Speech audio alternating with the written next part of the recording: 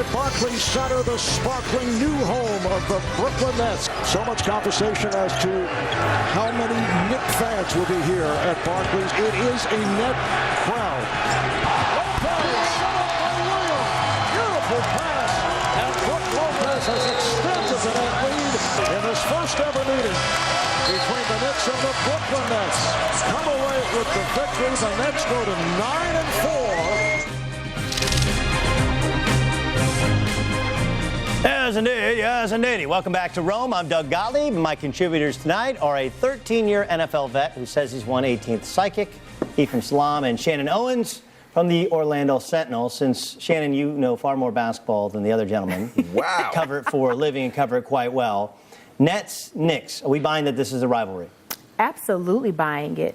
I mean, look at what the Nets have done in the Barclays Center. They're 7-1 at home. They're tied with the Knicks, 9-4 in the Atlantic Division. So I'm really buying this as a true rivalry. Not since the Brooklyn Dodgers and the Yankees have we seen this in New York. Listen, I know that the Nets fans want this to be a rivalry, right. But Knicks fans, they care about the Celtics, they care about the Heat. Are they going to care about the Nets being just across the East River? Well, I think so, because it's all about the King of New York.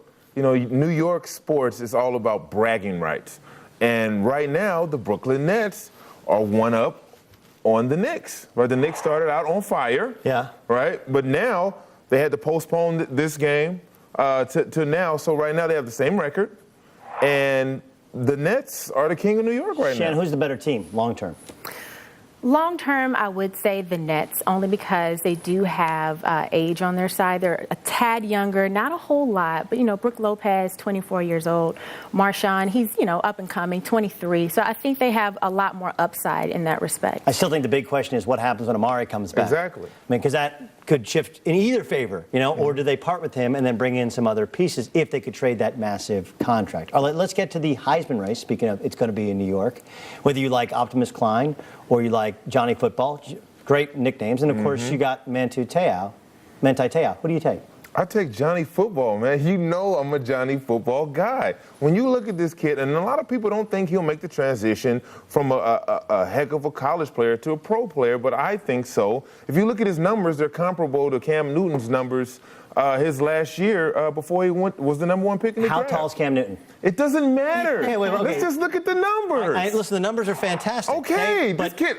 Go ahead. Okay, but Kevin Sumlin had a quarterback at Houston that has the all-time passing leader. Okay. He wasn't drafted in the NFL. Why? Because he's under 6 feet tall, just like Johnny Football is under 6 feet tall. How much of this is? Guess who else is under 6 feet tall? Drew Brees, one guy. Thank you. But Thank you. He's the only guy. Matter. It doesn't matter. See, women say size Well, matters. I know women. We're talking about football here, okay? Yeah. What is happening here right now? Are you buying Johnny Football? I am. I want to be a contrarian here, but Johnny Football, I'm going with him for the Heisman. I mean, he's a fantastic. I'm not saying he's not freshman. All right, here's my question to you, okay? They played 3 tremendous teams. Florida played poorly. LSU, 3 interceptions. Okay? Plays really well against Alabama. Colin Klein, more consistent against top competition, stinks against Baylor. Do you hold Baylor so much against him but not hold it against Johnny Football, and Johnny Football has slightly better numbers? Well, you go with momentum right now, and Johnny Football has all the momentum. He's electrifying. You have to be aware of this kid, and he's a kid. He doesn't even know. He doesn't even know he's supposed to be this good yet. He's not supposed to be doing the things he's doing. He's awesome. Speaking of not knowing what he's supposed to be doing, Colin Kaepernick. Okay, is this the right decision for the San Francisco 49ers if Jim Harbaugh stays with Colin Kaepernick? In the long run, no.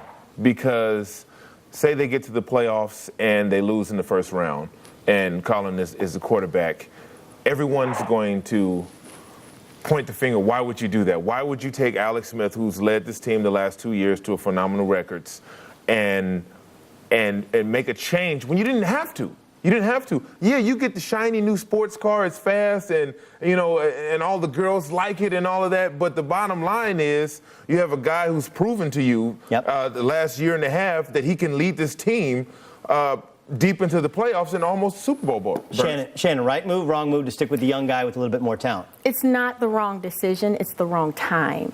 That's the only issue that I have with this whole situation. Yes, Kaepernick has a lot of upside, and I could see their future being with him, but I don't understand why this decision could not have been made in the offseason to perhaps avoid, a quarterback controversy and us questioning, is this the right guy? Could we have waited for this? Two takeaways. Size matters, and it's not the wrong decision. It's the wrong time. Good. Shannon Owens will be back. I don't know about Ephraim Salaam. When we come back.